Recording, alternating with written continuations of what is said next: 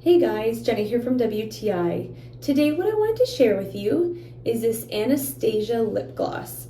Now I love Anastasia lip gloss because number one, it's long lasting. Number two, the brush, which is a sponge, makes it super easy to put on, especially for those people like myself who are amateur makeup. Wouldn't even call myself an artist. Overall, this is a great product. The price point is great. And like I said, if you are like me and you don't apply makeup often and you need something that's super easy to use, this is the one for you.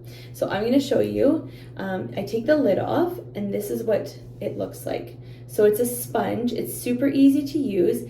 And I love the tip. You can see here, the tip, it's almost kind of pointy for applying. So then that way I don't need a lip liner, because don't even get me started on how to use that. So I'm going to show you how I use it, and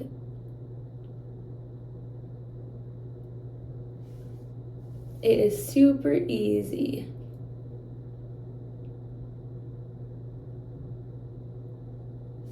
So that was super easy.